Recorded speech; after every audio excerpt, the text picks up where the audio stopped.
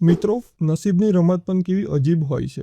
ક્યારેક હસતા રમતા સંસારમાં સૌવારમાં એવો તુફાન આવે છે જેનાથી બધું જ બગડી જાય છે. આ વાત છે જ્યાં રેખા પોતાના પતિ વિનુભાઈ અને 2 ફૂલ જેવા બાળકો સાથે સુખી જીવન જીવી રહી હતી. વિનુભાઈ ખેતી કરીને પરિવારનું ગુજરાન ચલાવતા અને રેખા આખા ઘરને પ્રેમથી સંભાળતી. પણ કોને ખબર હતી કે આ સુખના દિવસો ટૂંકા છે. એક કાળી રાત્રે કુદરતે જે ક્રૂર મજાક કરી તેને આખા પરિવારના પાયા હલાવી દીધા. વિનુભાઈનું હાર્ટ એટેકથી અચાનક અવસાન થયું. હવે તો રેખાના માથાનો સિંદૂર પણ સુકાયો નહોતો. હવે તો ઘરના આંગણે દુઃખનું વાતાવરણ શાંત થયું નહોતું. ત્યાં જ દુનિયાએ પોતાનો અસલી ચહેરો બતાવવાનું શરૂ કરી દીધું. મોટા ભાગે કહેવાય છે કે તકલીફમાં પોતાના જ લોકો કામ આવે છે, પણ રેખાના કિસ્સામાં એનાથી સાવ ઉલટું હતું. વિનુભાઈના 13માની વિધિ પતી કે તરત જ તેના સગા સાસુ અને સસરાએ અસલી રૂપ ધારણ કર્યું. લોહીના સંબંધો પર સ્વાર્થ હાવી થઈ ગયો. ઘરના મોટા ગણાતા સસરાએ એક સાંજે રેખાને બોલાવીને કઠોર અવાજે કહ્યું, રેખા, વિનુ ગયો એટલે હવે આ ઘર સાથે તારો સંબંધ પણ પૂરો થઈ ગયો. મારે મારા બીજા દીકરાના દેવા ભરવા માટે આ જૂનું મકાન વેચવાનું છે.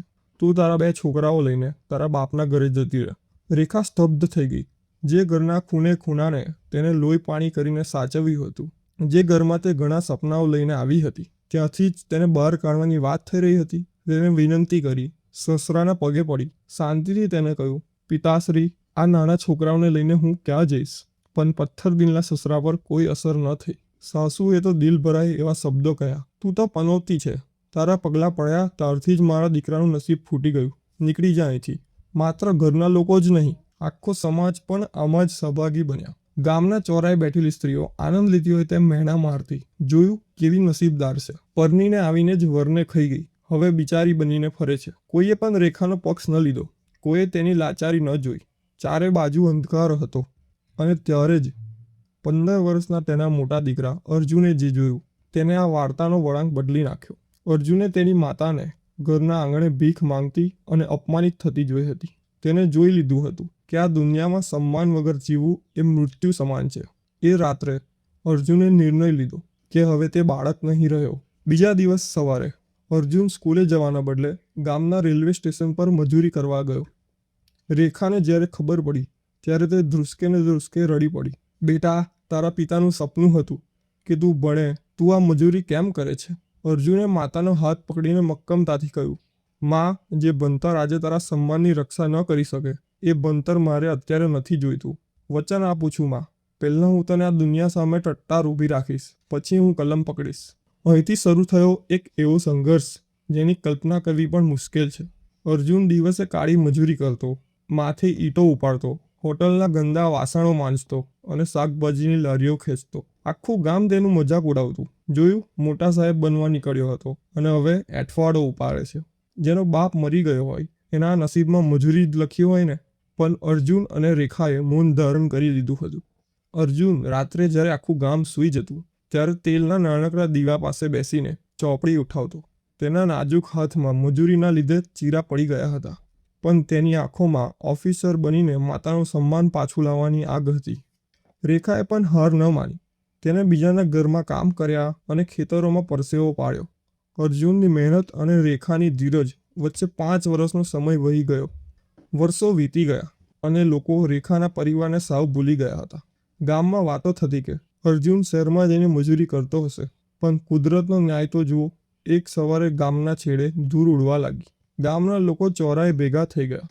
સૌના મનમાં એક જ પ્રશ્ન હતો કે આટલી બધી પોલીસ અને આ ગાડીઓ ગામમાં શા માટે આવી છે? બધી ગાડીઓ ઊભી રહી. પર્સનલ બોડીગાર્ડે દરવાજો ખોલ્યો. જ્યારે એક શખ્સ ગાડીમાંથી ઉતર્યો ત્યારે આખા ગામનો શ્વાસ અદ્ધર થઈ ગયો. એ ચહેરા પરની ગંભીરતા અને આંખોમાં રહેલી ચમક એ બીજું કોઈ નહીં પણ એ જ રેખાનો અર્જુન હતો. હા, જે અર્જુનને લોકો મજૂર કહીને અપમાન કરતા હતા, જે અર્જુનના નસીબ પર લોકો થૂકતા હતા, તે આજે કઠિન પરીક્ષા આપીને ઓફિસર બનીને પાછો આવ્યો હતો. આખું ગામ સ્તબ્ધ થઈ ગયું હતું. જે લોકો ત્યારે પીવા માટે પાણીનો પ્યાલો નહોતા આપતા, તેઓ આજે ફુલહાર લઈને લાઇનમાં ઊભા રહ્યા હતા. અર્જુન કોઈની પણ સામે જોયા વગર સીધો જ એ જૂના મકાન પાસે ગયો, જેમાંથી તેને અને તેની માતાને 5 વર્ષ પહેલાં કૂતરાની જેમ કાઢી મૂકવામાં આવ્યા હતા. રેખાની આંખોમાં આજે ગર્વના આંસુ હતા. આજે તેને જવાબ આપવાની જરૂર નહોતી. તેનો દીકરો જ આજે આખા સમાજ માટે જીવતો જાગતો જવાબ હતો. અર્જુન અને રેખા હવે નવા સુંદર બંગલામાં રહેવા ગયા હતા, પરંતુ અસલી ન્યાય તો હવે થવાનો હતો. એક દિવસ રેખાના એ જ સાસુ સસરા, જેમને 5 વર્ષ પહેલાં તેમને ઘરમાંથી કાઢી મૂક્યા હતા, આજે ભીખ માંગવાની હાલતમાં તેમના દરવાજા આવી પહોંચ્યા. તેમના વાલા દીકરાએ જ બધી મિલકત પોતાના નામે કરાવીને તેમને રસ્તા પર મૂકી દીધા હતા. લાચાર વૃદ્ધ રેખાના સામે ઊભા રહ્યા.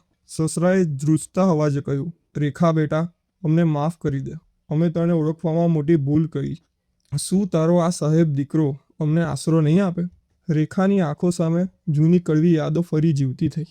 ભૂખ્યા બાળકો અને અપમાનિત શબ્દો. અર્જુન શાંતિથી પાછળ ઊભો રહ્યો હતો. આજે તેની માતાના વર્ષોના દુઃખનો જવાબ મળતો હતો. રેખાએ કોઈ ઝઘડો કર્યો નહીં, કોઈ કડવા શબ્દો પણ બોલ્યા નહીં. તેને માત્ર એક ઊંડો શ્વાસ લીધો, વૃદ્ધ સાસુ સસરાની આંખોમાં જોયું અને મક્કમતાથી દરવાજો તેમના મોઢા પર બંધ કરી દીધો. એ અવાજ જાણે વર્ષો જૂનો અન્યાયનો અંત હતો.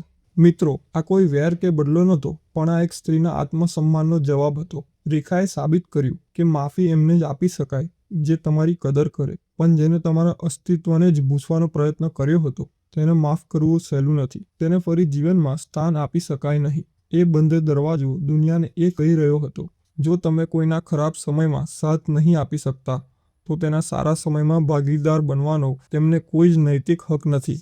આ વાર્તા આપણને શીખવે છે કે ગમે તેવી મોટી મુસીબત આવે, હિંમત અને મહેનતથી તેને જીતી શકાય છે. જો તમારી પાસે અર્જુન જેવો સંકલ્પ હોય અને રેખા જેવી ધીરજ હોય તો નસીબને પણ ઘૂંટણા ટેકવા પડે છે. સન્માન કમાવવું પડે છે મિત્રો, એ ભીખમાં નથી મળતું. તો મિત્રો, તમારા મતે રેખાએ દરવાજો બંધ કરીને સાચું કર્યું કે ખોટું? શું લોહીના સંબંધોના નામે શું તેને ફરી એ જ લોકોને પોતાના ઘરમાં આશરો આપવો જોઈએ જેને તેને બરબાદ કરી દીધા હતા? મિત્રો, જો આ વાર્તા તમને ગમી હોય તો એક નાનું કામ જરૂરથી કરજો. આ વિડીયોને એક લાઇક આપજો, કારણ કે એ તમારી એક લાઇક અમને આવી જ વાર્તાઓ લાવવા માટે પ્રેરણા આપે છે. અને જો તમને હજુ સુધી અમારી ચેનલને સબસ્ક્રાઇબ નથી કરી તો હમણાં જ સબસ્ક્રાઇબ બટન દબાવી દેજો, કારણ કે અહીં જ તમને મળે છે આવી વાર્તાઓ જે માત્ર મનોરંજન નથી કરતી પણ જીવનની સાચી લાગણીઓ સાથે જોડે છે. કોમેન્ટમાં જરૂરથી લખજો કે વાર્તાનો કયો ભાગ તમારા દિલને સૌથી વધારે સ્પર્શી ગયો. તમારી દરેક કોમેન્ટ અમે વાંચીએ છીએ અને એ જ અમારું સૌથી મોટું પ્રોત્સાહન છે. અને હા મિત્રો, જો તમારા જીવનમાં પણ કોઈ એવો વ્યક્તિ હોય જેને આ વાર્તામાંથી કંઈક શીખવા મળે તો આ વિડીયો તેમને જરૂરથી શેર કરજો. ક્યારેક એક નાની વાર્તા પણ કોઈનું જીવન બદલવાની તાકાત રાખતી હોય છે. આપ સૌને દિલથી ખૂબ ખૂબ આભાર. ફરીથી મળીએ એક નવી વાર્તા સાથે. ધન્યવાદ.